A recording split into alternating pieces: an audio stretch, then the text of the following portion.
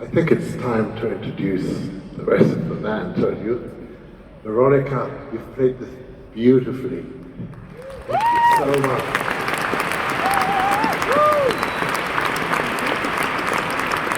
And my friend from Colombia, the redoubtable, the always reliable, but somehow dangerous Slow.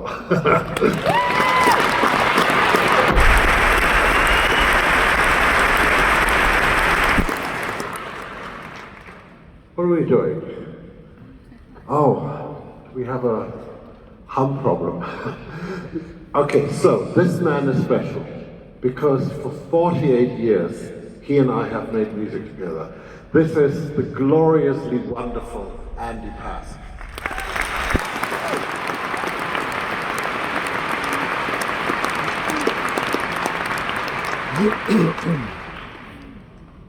I believe at one point or the other I've already mentioned Nile Marr to you guys.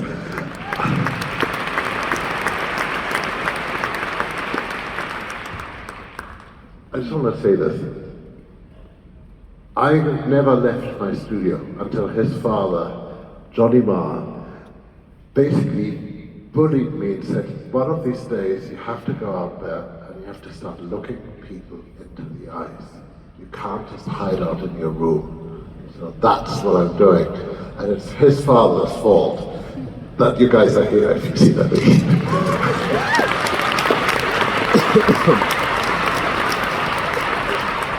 And then we have, all the way from Australia, we have a pretty international bunch actually. We have Amy, and then not all the way from Australia, we have Sasha.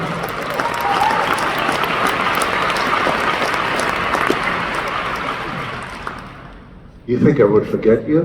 Never. Never. And from Cuba, we have Miss Correa.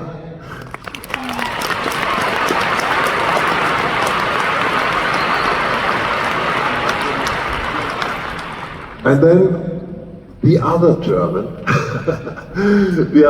from Leipzig, my friend Kevin Schroeder, synthesizer, wizard, genius, child prodigy, whatever. Have I forgotten anybody? No, I think we're good. Yeah, we're good. So here's the thing. Would you mind if I told you a quick story? Right, okay. No. Two people know, right? The rest of you, whatever. I get it. Oh, where are you going? Oh, I know. Oh, right. Yes, that makes sense. Okay, sorry. Many years ago, one day I got a letter. I don't know if you remember these things. Letters, paper, typing, as opposed to email or text. You're nodding. Yes, you and I, we getting a letter is such a beautiful thing. And this was a letter from Chris Nolan, and in it has nothing to do with any movies. It was just like a fairy tale. It was like a fable, and it was very personal, very private. And so I always only tell a tiny part of it, because the rest I always feel, it was just from him to me. And part of the one part I'm telling is he wrote about what it felt like when your child was born, and the first time you look into the eyes of your child and the child looks back into your eyes. And somehow, from that moment on, you can only see the world somehow through the eyes of this child. And I thought it was beautiful. And I phoned him up and I said, it's great, but what do you want me to do? And he said, can you just give me one day and just write whatever you feel? And so, like on a Sunday, I sat down and I wrote this small, fragile, little sensitive thing about my sons, really. And I finished about 10 o'clock at night. I phoned Chris's house, and Emma, his wife, answered. And I said, I've finished. Do you want me to send it over? And she goes, no. He's been really nervous all day, pacing up and down. Do you mind if he comes down to the studio? No, of course not. So not the fastest driver. So eventually he came to the studio, sat down on the couch, and I said, I played it to him.